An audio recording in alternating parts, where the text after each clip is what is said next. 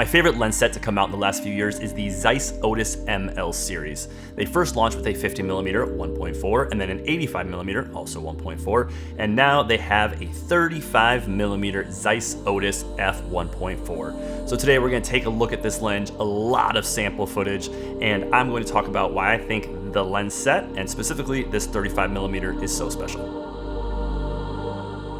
If you're new here, my name is Curran Sheldon, and I'm an Oscar-nominated filmmaker as well as an ASC award-winning cinematographer.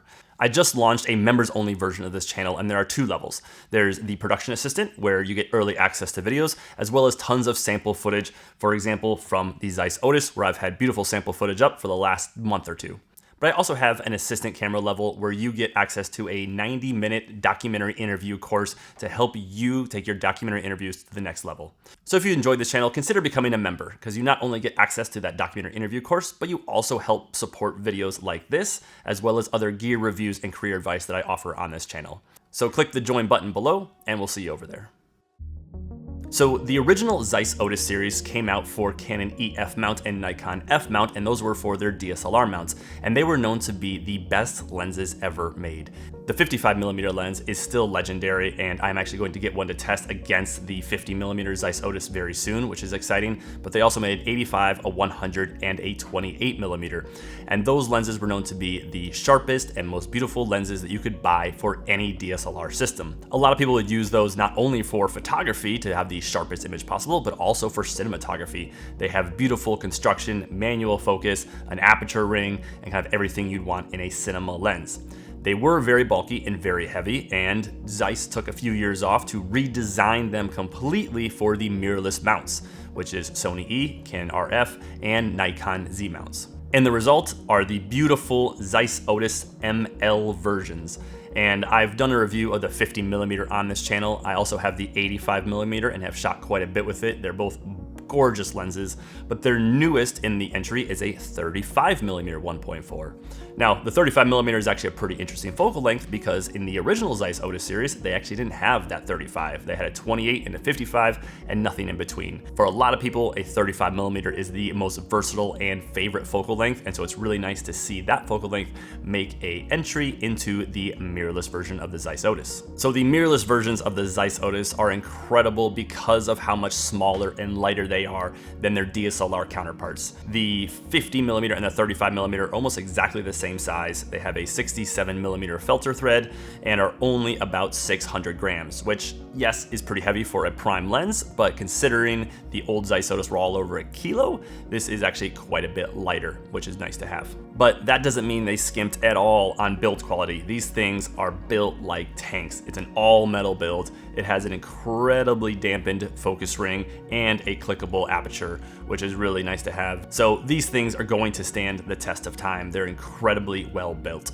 That is probably the main reason why I really enjoy the Zeiss Otus so much compared to some of the other first-party manufacturers, is that the actual lens is just an absolute joy to use. And for me, at this point in my career, who have shot, for 13 years and have shot almost every type of lens under the sun, from the cheapo primes to the high-end zooms, having something that's actually enjoyable to use, that you can have confidence in how you are actually turning the focus ring and feeling where the aperture is really important to me at this point.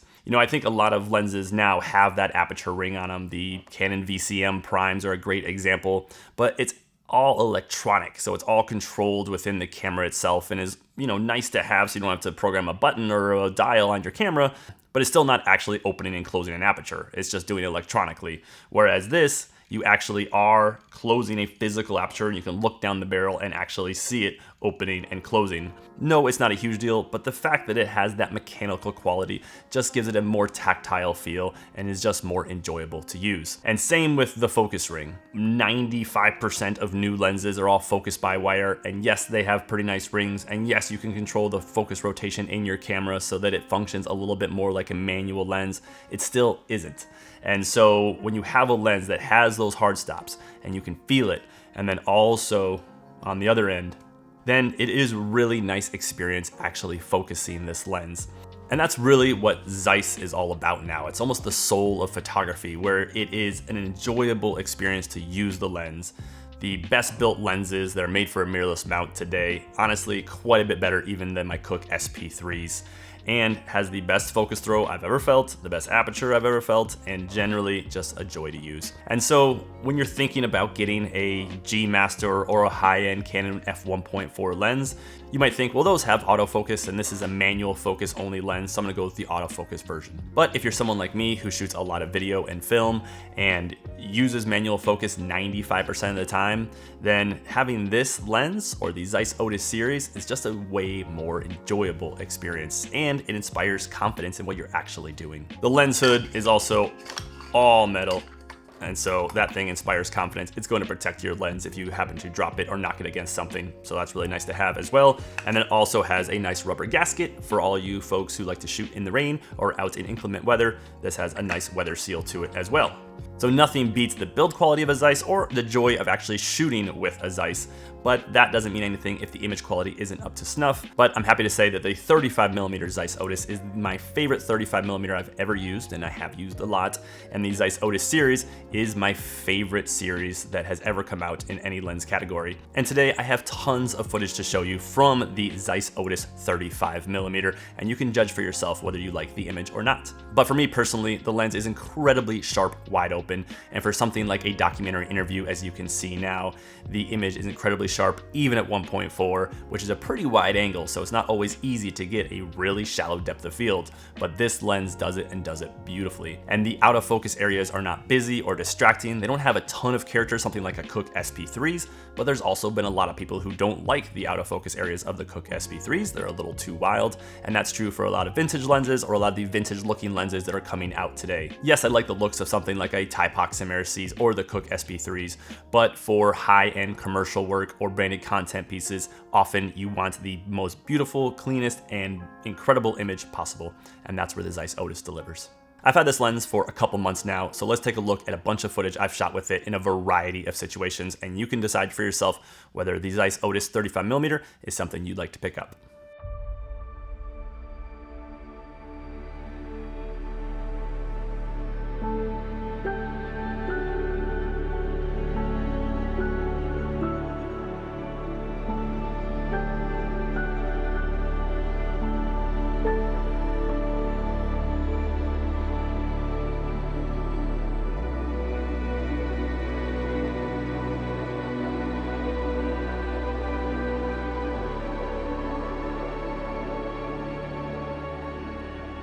Ever since I got my first Zeiss lens, which was the Loxia 35mm f2 for Sony E-mount, I have been in love with Zeiss lenses. Now, over the years, I have used the Zeiss Loxia on my film Heroine, which was bought by Netflix back in 2017, 2018, and I've also used the Zeiss CP3s on my ASC award-winning film King Cole. And I chose Zeiss strictly because of the quality that those lenses produce and the look that they produce.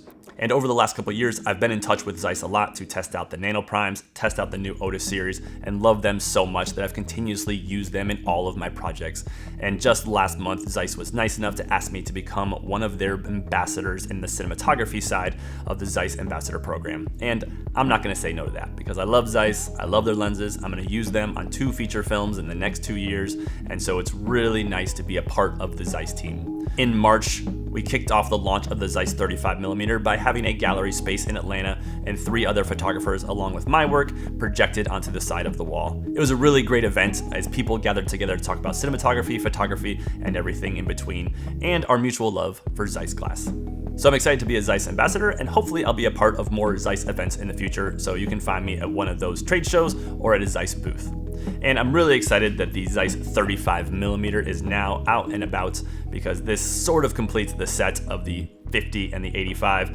Hopefully they have another wide angle coming, and that will really complete a really nice cinema lens set. So though I am a Zeiss ambassador now, it's not gonna change this channel in terms of the different lenses I review, but I might have access to some of the higher end Zeiss stuff like the new Zeiss Atmas. So subscribe and consider becoming a channel member to get access to those videos. But otherwise, stick around for your regularly scheduled programming.